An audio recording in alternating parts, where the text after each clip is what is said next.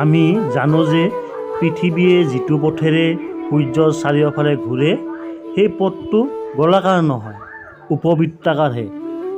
সেয়েহে পৃথিৱীৰ পৰা সূৰ্যৰ দূৰত্ব কেতিয়াবা সবাতোকৈ কম আৰু কেতিয়াবা সবাতোকৈ বেছি হয়।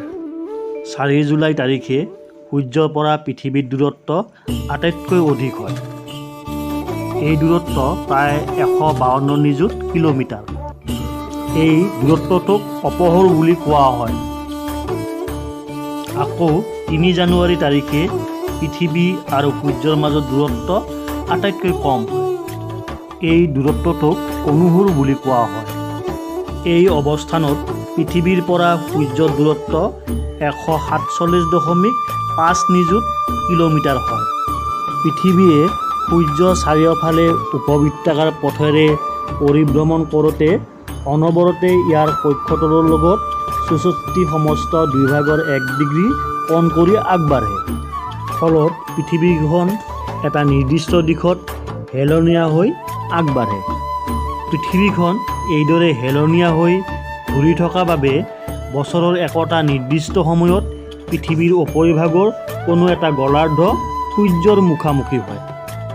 অৰ্থাৎ সেই গোলাৰ্ধৰ কিছু অঞ্চলত সূৰ্যৰ ৰশ্মি পোনপটীয়াকৈ পৰে। ফলত এই গোলাৰ্ধত বায়ুমণ্ডলৰ উত্তাপ বৃদ্ধি পায়। আকৌ একে সময়তে আনটো গোলাৰ্ধত সূৰ্যৰ ৰশ্মি হেলনীয়াভাৱে পৰে। ফলত সেই কালছোৱাত এই গোলাৰ্ধত বায়ুমণ্ডলৰ উত্তাপ হ্ৰাস পায়। বায়ুমণ্ডলৰ উত্তাপৰ হ্ৰাস বৃদ্ধিয়ে বায়ুৰ চাপ আৰু আৰ্দ্ৰতাৰো হ্ৰাস বৃদ্ধি ঘটায়।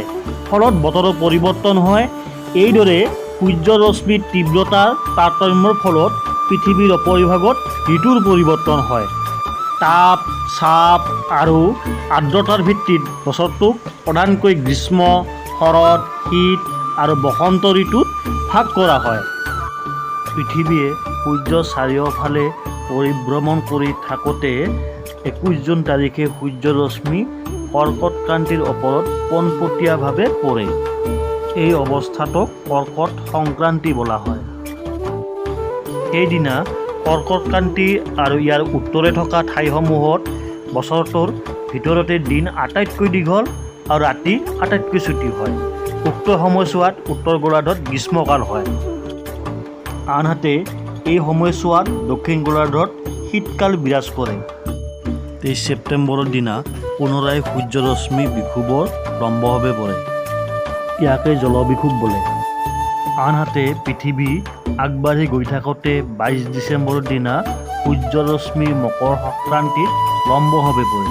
ইয়াকে মকৰ সংক্ৰান্তি বোলে। এই মকৰ সংক্ৰান্তিৰ সময়ত দক্ষিণ গোলাৰ্ধত গ্ৰীষ্মকাল আৰু উত্তৰ গোলাৰ্ধত শীতকাল হয়। দক্ষিণ গোলাৰ্ধত দিন দীঘল ৰাতি চুটি আৰু উত্তৰ গোলাৰ্ধত ৰাতি দীঘল দিন চুটি হয়।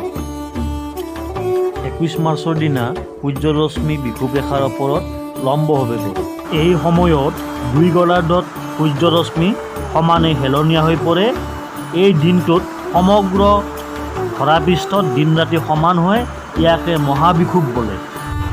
বাৰ্ষিক গতিৰ ফলত একোটা অঞ্চলত বছৰটোৰ বিভিন্ন সময়ত বিভিন্ন ঋতু বিৰাজ কৰা দেখিবলৈ পাওঁ। ঋতুৰ পৰিৱৰ্তনৰ বাবেই আমাৰ সাজপাৰ, খাদ্য আদিৰ পৰিৱৰ্তন ঘটে। ঋতুৰ পৰিৱৰ্তনৰ বাবে মানুহৰ উপৰি উদ্ভিদৰো যথেষ্ট পৰিৱৰ্তন ঘটে। ঋতু অনুযায়ী মানুহে বিভিন্ন উৎসৱ পাৰ্বণ আদি পালন কৰি আহিছে।